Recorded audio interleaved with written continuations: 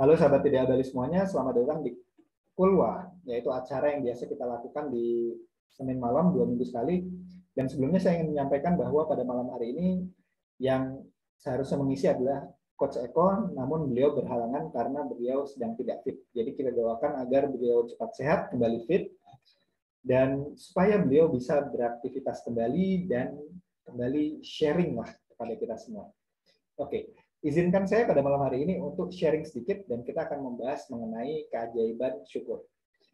Mungkin ada yang bertanya-tanya, apa sih kaitannya syukur dengan usaha kita? Karena kita ini konteksnya adalah komunitas pengusaha, komunitas yang isinya para pengusaha dan orang yang ingin membangun usaha. Nah, jadi kalau kita runutkan itu sebetulnya ada benang merahnya, kita tarik dari mental, di mana mental bisa mempengaruhi kondisi finansial. Oke, secara mental orang yang rajin bersyukur pasti lebih kuat dan sehat secara mental. Kenapa? Karena dia mengisi mentalnya dengan makanan yang baik. Jadi orang yang rajin bersyukur memfokuskan pikirannya ke hal-hal yang baik. Dan ada hukum pikiran yang menyatakan bahwa apa yang kita fokuskan itulah yang kita dapatkan. Jadi orang yang rajin bersyukur, dia fokus pada hal-hal baik, dia mengundang hal baik datang pada dirinya.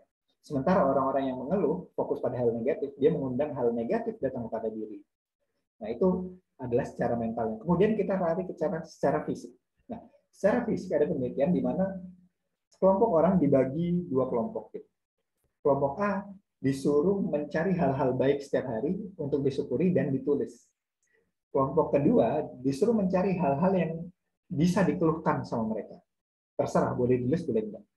Dan ternyata setelah lewat 1 bulan dikumpulkan lagi kedua kelompok ini. Kelompok pertama yang rajin bersyukur itu menjadi lebih jarang pergi ke dokter dan jarang minum obat. Sementara kelompok kedua yang disuruh mengeluh itu, yang tadinya sehat jadi sakit, sering ke dokter, dan jadi sering minum obat-obatan. Jadi dari penelitian tersebut dihasilkanlah bahwa ternyata bersyukur ini mempengaruhi secara fisik. Dan kita sebagai pengusaha, kalau fisik kita nggak sehat, kita kerasa gimana sih nggak enaknya gitu.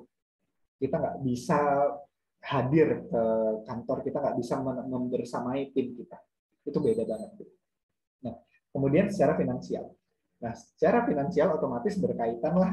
Yang pertama secara mental, bahwa pikiran menarik, mendatangkan apa yang dia fokuskan. Kemudian secara fisik, ketika kita sehat, kita bisa bekerja lebih baik. Dan lagi, sebagai pengusaha kita tentu tahu bahwa kita lebih suka untuk bekerja sama orang yang optimis dan orang yang bahagia. Nggak mungkin kita menemukan orang-orang yang negatif, pikirannya suka ngeluh, itu bahagia dan optimis. Jadi, secara tidak langsung, sebetulnya orang yang rajin bersyukur meningkatkan peluang beruntungnya. Orang-orang yang bersyukur itu menjadi orang yang beruntung. Nah, sekarang pertanyaannya gimana sih agar kita bisa bersyukur dengan baik? Karena bersyukur itu nggak cuma kita ngomong, Tuhan saya bersyukur atas mata saya, tangan saya, telinga saya. Nggak kayak gitu. Jadi agar kita bisa bersyukur, kita itu sebelum bersyukur kita niatkan, kita mau syukur. Sebagaimana teman-teman ingin ibadah, kalau Islam sebelum sholat ada niatnya gitu kan. Kita datang ke tempat ibadah itu ada niatnya gitu kan. Nah, sama. Jadi sebelum kita mau bersyukur, kita niatkan, kita mau bersyukur dulu. Oke? Kemudian kita fokus pada apa yang mau kita syukuri, dan kita katakan, ya Tuhan, misalkan saya mensyukuri mata saya. Oke? Kemudian kita tambahkan manfaat yang kita dapat dari mata kita. Saya mensyukuri mata saya karena dengan mata ini, saya bisa bekerja dengan baik. Dengan itu, saya bisa mendapatkan nafkah untuk keluarga saya, dan saya bisa mempekerjakan banyak orang. Ya Tuhan, saya bersyukur atas lidah saya. Karena dengan lidah ini, saya bisa membantu banyak orang, dan saya bisa menyampaikan apa yang saya inginkan dari orang lain sehingga saya mendapatkannya. Jadi proses bersyukur bukan cuma kita ngomong ya udah saya syukuri gitu. Kayak orang yang pengen minta maaf cuman ogah gitu, sorry gitu kan, sorry ya, enggak kayak gitu. Tapi memang benar-benar ada niatnya. Nah, bagaimana cara bersyukur dengan menulis dengan hal-hal lain, atau bahkan bersyukur ketika kita dalam kondisi terjepit. Nah, itu kita bahas lebih jauh di keluar. Oke, silahkan teman-teman yang ingin berdiskusi langsung saja.